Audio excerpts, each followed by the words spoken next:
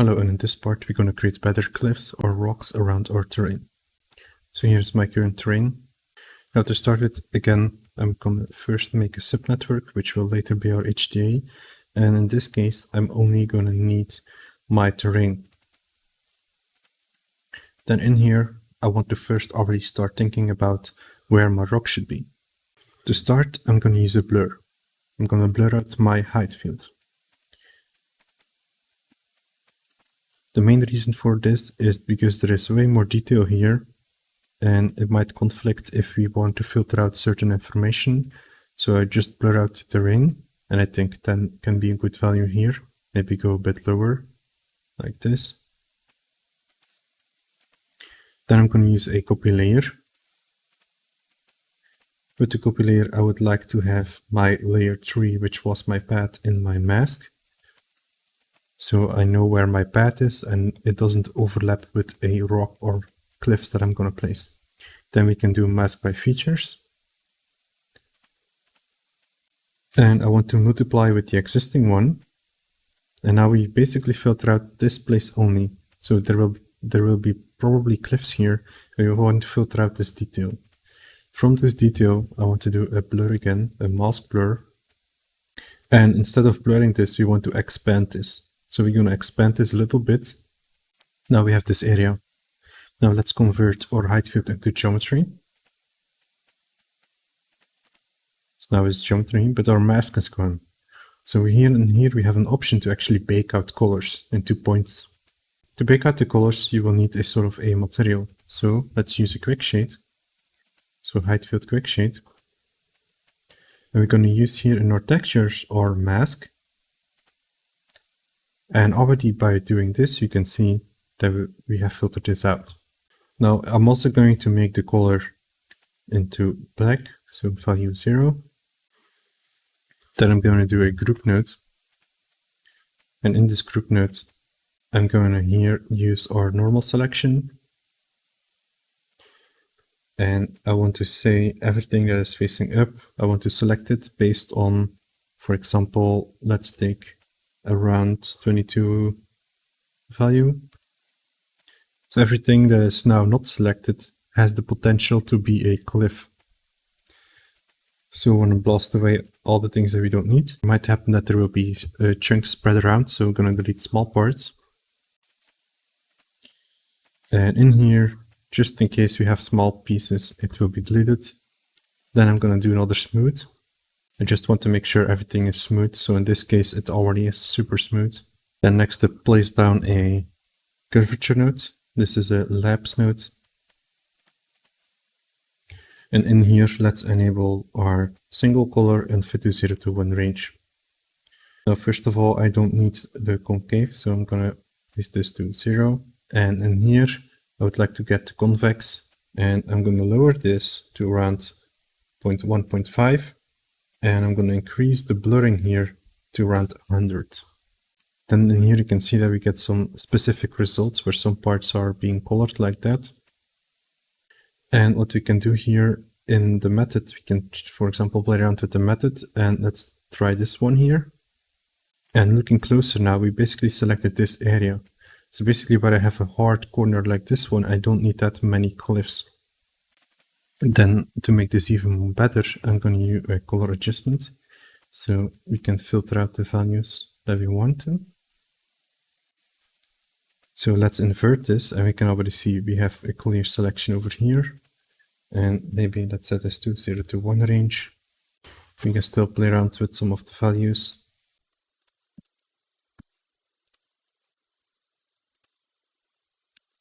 Then on the surface, place down a normal node and set this to points. So we have the normal direction of this area. Then I'm going to do a blast. So we're blasting away everything based on their color. So I'm going to set this to points. And now I can say add color. If it, for example, is bigger than 0.5, you can just delete it. And I might need to reverse this. So these are areas where I would like to see my rocks. Then again, I'm going to delete the small parts. So you can see there were a lot of things going on. And I might increase the threshold to, let's say, 4. And now let's scatter some points around. Next up, what I want to do is, in the scatter, I want my points to be consistent. So I'm not going to fill in a manual number. I'm going to use the density scaling and or scaling by an attribute. So I have a color, so we can use the color. And in here, I can now set our scaling. And in our case, I think if we do 0.1, that will be already a good start. Further down here, we can play around with the seed and also the relaxation. We can increase this a lot, so all cliffs are a bit evenly spread out. Also here, we need to restore actually the path information. So we had originally here our path. Let's use a color adjustment here back again.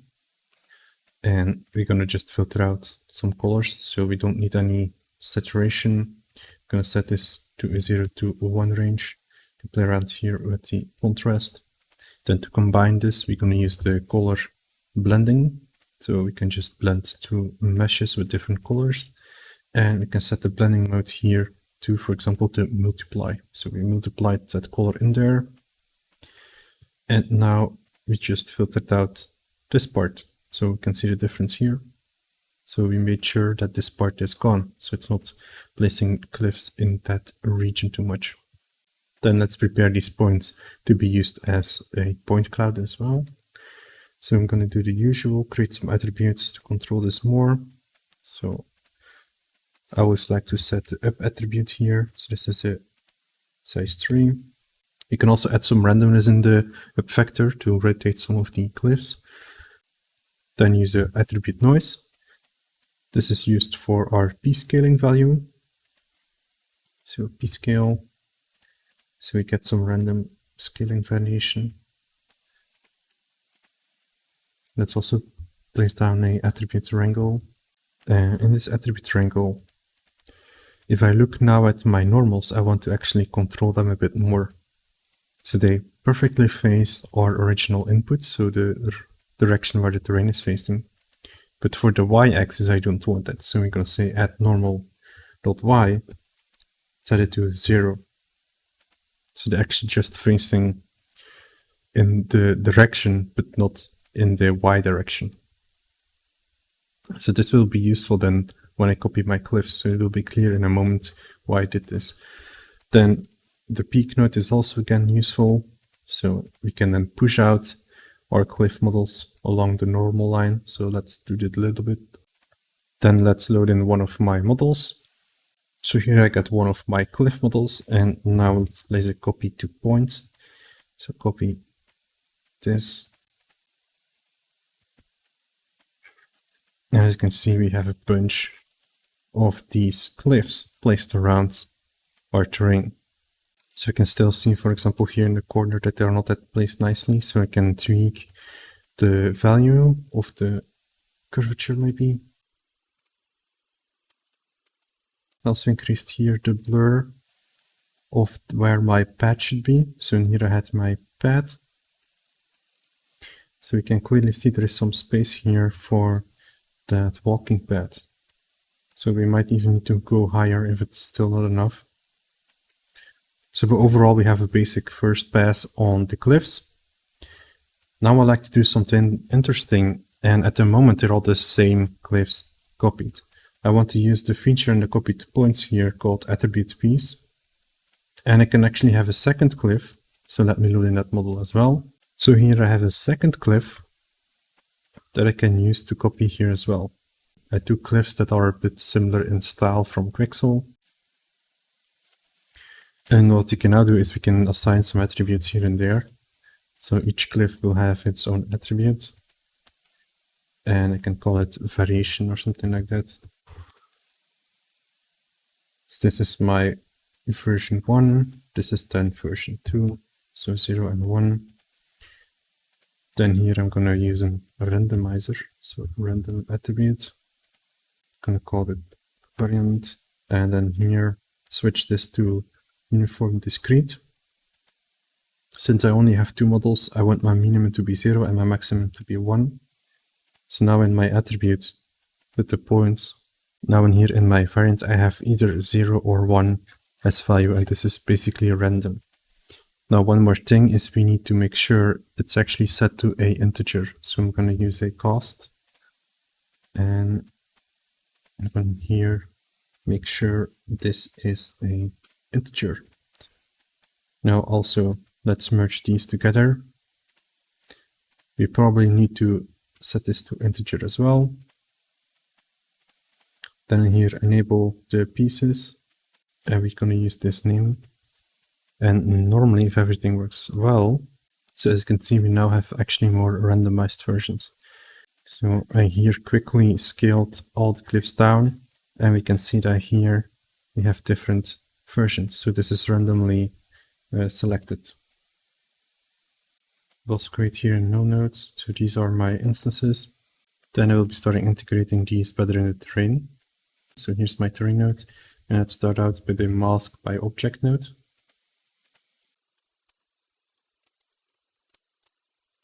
So we now have the area where these specific models are. Then from here, I thought it would be interesting to do a erode node and then use the mask features again. It's a similar process as before. I'm going to go to disable visualization, set the cache simulation off. I'm going to freeze around, let's say, maybe 4 frames here. So freeze and reset. Now then here in the options, the main thing that I want to use my mask here is the dissipation. So enable this. So on, and plug in our mask, of course. And I'm going to probably play around with some of the values.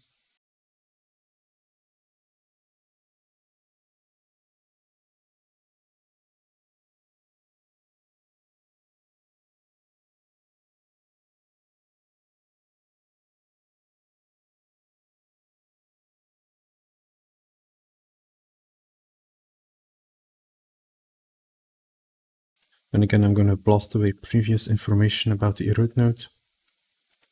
Once I have this, let's save out my current mask. So copy layer. And I'm going to save this layer as cliffs. So all this area are cliff. And I'm going to do a copy layer again.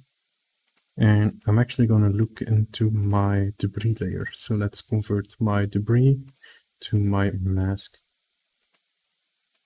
So now we can barely see anything. Let's use a remapping. And here, let's bring this up. Make sure we set the mask here, of course. And this is actually really, really interesting, what I'm getting now. And I will use this, for example, to scatter stones. Like this can be a trail of stones that have fallen from the rocks. So it can be useful. So you could either save this mask again. Then now I'm going to project my geometry in my terrain. So height field project. And we're going to just take our geometry from our copy to points. And let's fully project in here.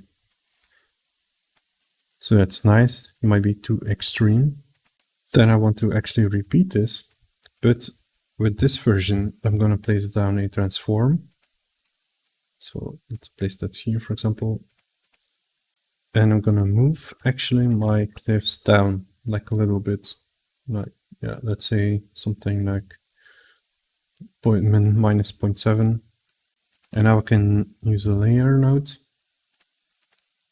And we can blend these two results together. So we could, for example, use the blending modes. And we can then play around with some of the values. What we can also do is we can create a mask. So let's use a mask by feature. And in here, I want to have a specific slope. So maybe this area, for example. I want these areas, and let's use this in the mask. And what you can see is that here at the bottom, you have a much smoother result. So with this mask, we can have some more better transitions. Then after this, I would like to do a blur. And I want to blur out actually this result. So 10 might be too much. Let's put this to 0.3 maybe. just to have a little blur. We can then also use the mask function here again. So here I temporarily recovered that mask from my cliffs. So mask from cliffs, and use it then to blur out my cliffs. Now here again we can do another erode pass. So let's just copy paste this like this. So we have some detail. Most of the detail you won't be able to see because we're gonna place cliffs on it anyway. What could also be interesting here is to use the layer node and basically blend the height field between them. So blend option, and then we can blend these details. As you could see, we can blend them in subtle or harsh. So let's do that a little bit. So already going to be using output node here. This will be my file train. Let's also clear the mask. Let's quickly merge my cliffs in there to see if that works well.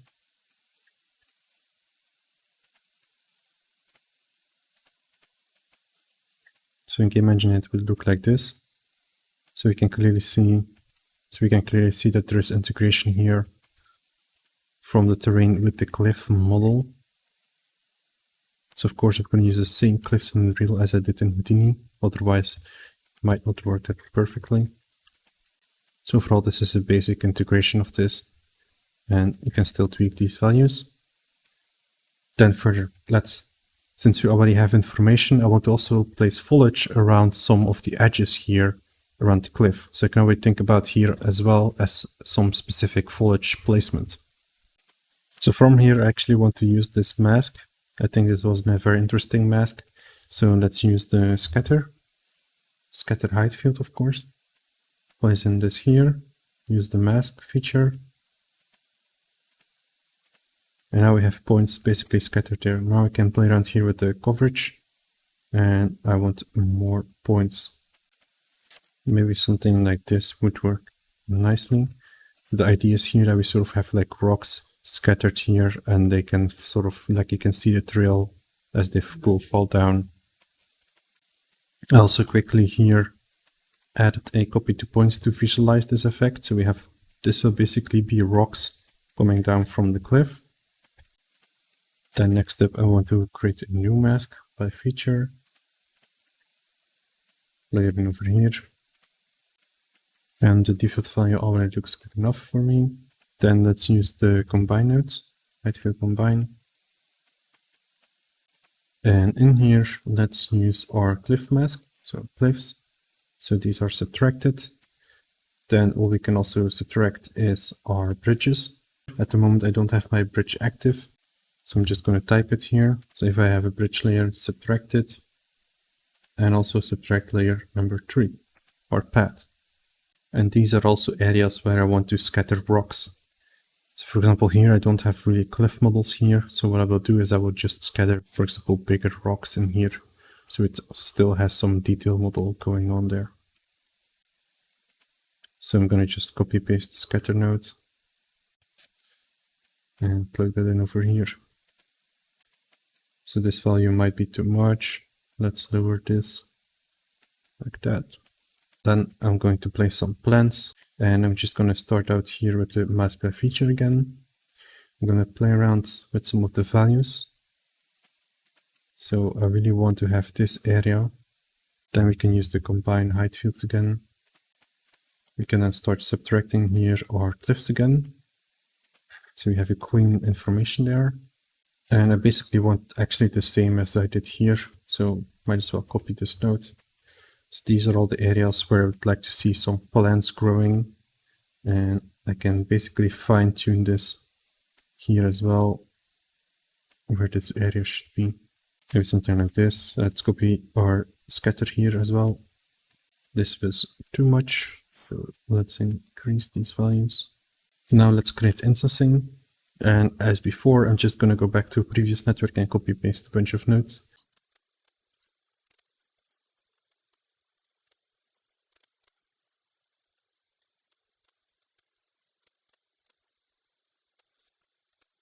So these are the 4 types of models I want to instance. And here is my network I want to use for it. Also important here in the scatter, we're going to here and remove the incoming terrain, so only have these points actually. And here as usual, I'm going to just double check what information we have. I would like to see an up vector.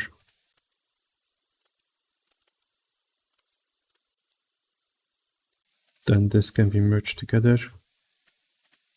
This is then our second output for our instances.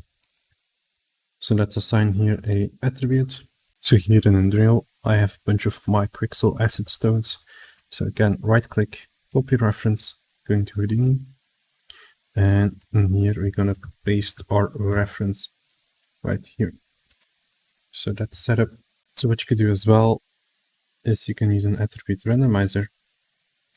And in this attribute randomizer, let's say you have multiple rocks, you can go in here and go to custom discrete. You can set this to a string. And we can basically copy paste then our paths in here. So let's say you have 4 different rocks, we're going to just paste 4 different paths to the rocks. And then of course this is named an Unreal instance. So this is also a way if you want to assign multiple stones onto the same points. So that's a really cool approach as well. So now I'm going to quickly fill out the other ones. Now I've already set this up. I also quickly added here a remapping and I scale up my p-scale by 3. So it's a quick trick to then scale up that value. Now let's go back here and now create a digital asset. Right click, asset, procedural terrain, the cliff part. So by now we have multiple tools handling each part of the terrain. So my output will be 2. I only have my terrain and my instances. You can output more if you want to, and I also want to have some more parameters. The first parameter I would like to have is a seed value. So I'm going to go to my scatter and I'm going to expose my seed value. Then we can also expose our density. So we can drag that here. So density cliffs. So this value doesn't need to be that high. So I'm going to clamp the range. Then also further I would like to expose here my maximum and minimum scaling. Another cool thing you could do is, for example, here let's create a merge node after our copy to points. And in this merge node, let's include an object merge. Expose this and call this manual rocks. Now to quickly finish this off, let's place down an output. Now let me show the manual rocks. So let's say I have a sphere.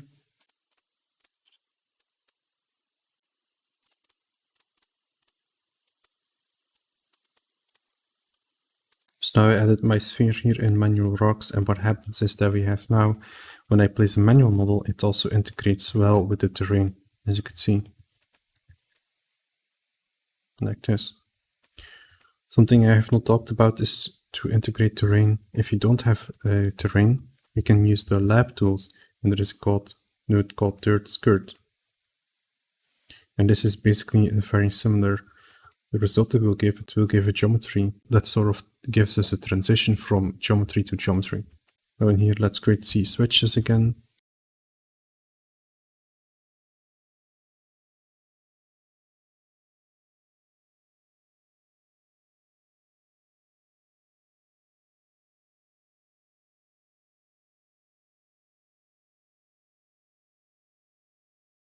And I'm going to expose this as well. So make a new folder.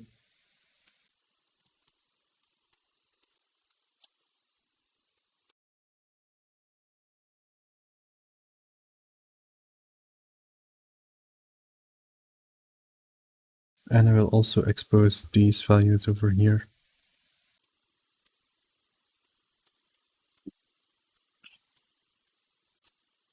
And now let's test this out in Game Engine. So back in Unreal, I rebuilt my asset, and as you can see now I have this cliff, and I have also these rocks laying around here. So the glyph gives us some good results, I think. You can further play around with it. So if you think, for example, maybe this is too small in scale, we can then change that as well. Like I had some parameters for here. Like you can change our minimum and maximum scaling. So that's also very tweakable. I think this gives us a good result. I also noticed that there might be a lot of bushes right now. So because of the cliff system, I added these plants here. So there might actually be too much of them. So that might be something I want to like tweak afterwards. But overall, that was it for this part. So we have this cliff system. So we actually have some cool looking geometry from Quixel as a cliff. And then the next video will be covering adding trees and then finalizing our project. Thanks for watching and I hope you enjoyed it.